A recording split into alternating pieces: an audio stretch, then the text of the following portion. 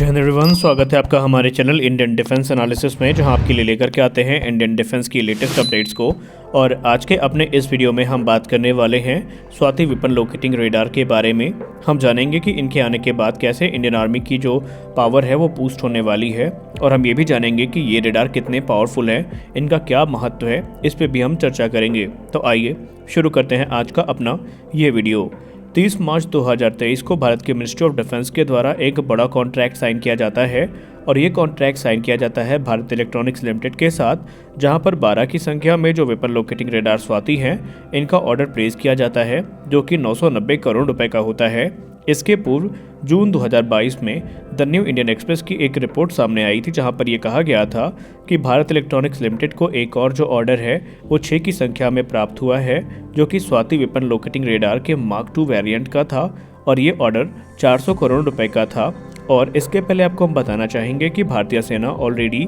30 की संख्या में जो स्वाति वेपन लोकेटिंग रेडार का मार्क 1 वेरिएंट है वो ऑपरेट करती है, जो कि लाइन ऑफ एक्चुअल कंट्रोल और लाइन ऑफ कंट्रोल के पास काफ़ी अच्छा परफॉर्म कर रहे हैं, और इनसे सेना पूर्णतया संतुष्ट भी है। और अगर अब हम इन ऑर्डर्स को जो कि रिसेंटली दिए गए हैं इनको मिलाएं, तो आने वाले निकट भविष्य में सेना 48 की संख्या में स्वाति वेपन लोकेटिंग रेडार्स को ऑपरेट करेगी, जो कि counter artillery fire capability Indian army की जो है उसको बहुत ज़्यादा एनहेंस करने वाले हैं। अगर हम स्वाति मार्क 1 की बात करें तो इसे प्लेन वर्जन भी कहा जाता है, जो कि काफ़ी हैवियर वर्जन है, और इसे 8x8 टाटा ट्रक में माउंट किया गया है। वहीं अगर हम स्वाति मार्क 2 की बात करें तो इसे स्पेशली माउंटेन एरिया के लिए विकसित किया गया है, और इसे माउंटेन वर्जन कहा भी जाता है, जो BEML की 6x6 ट्रक पे माउंट किया गया है, ताकि इसकी मोबिलिटी को इम्प्रूव किया जा सके और माउंटेनियस टेरेन में इसे ईजिली एक जगह से दूसरी जगह ले जाया जा सके, जहां पर रोड्स काफ़ी नैरो होती हैं और मोबिलिटी एक बहुत बड़ा चैलेंज होती है। तो उसको काउंटर करने के लिए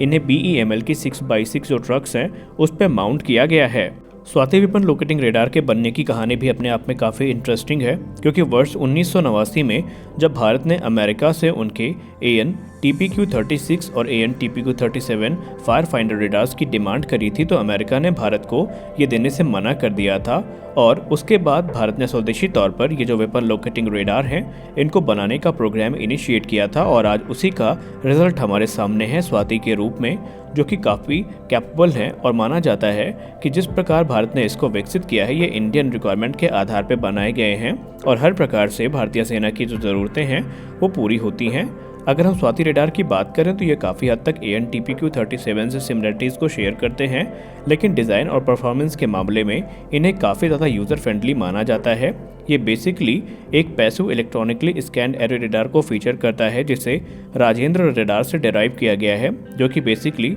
आकाश मिसाइल सिस्टम में फायर कंट्रोल रेडार का काम करता है, और उसी से इसको डेराइव किया गया है।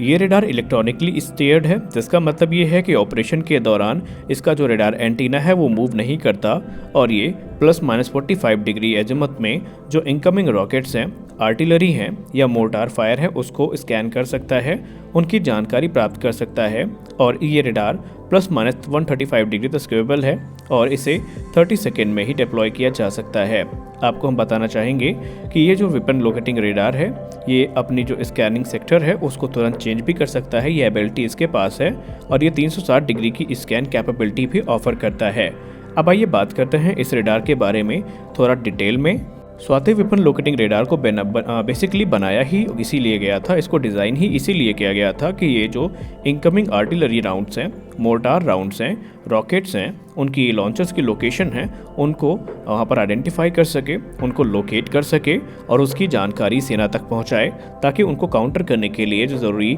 कदम हैं वो उठाए जा सकें। ये आर्टिलरी फायर का जो ओरिजिन है उसको डिटेक्ट कर सकता है, और ये डिटेक्शन बेसिकली किया जाता है जो प्रोजेक्टाइल मोशन है और ट्रेजेक्टरी है उसके गणना के आधार पे, उनकी गणना के आधार पे वो कहाँ से फायर हुए हैं, उनकी दूरी कितनी है, इसका अंदाज़ा लगाया जा सकता है।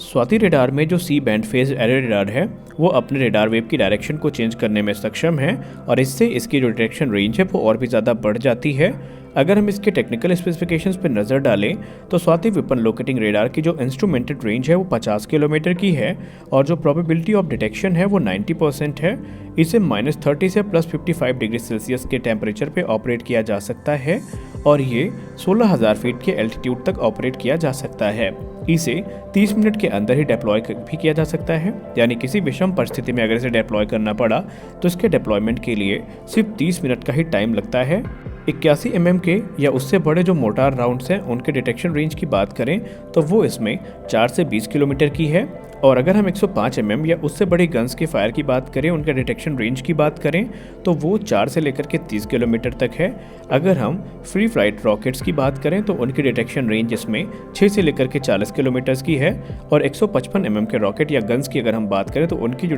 डिटेक्शन रेंज है वो 30 किलोमीटर की है। ये एक साथ तकरीबन 7 टारगेट्स को अलग अलग जो डिफरेंट डायरेक्शंस हैं वहाँ पर डिटेक्ट करने में सक्षम है, उनको ट्रैक कर सकता है।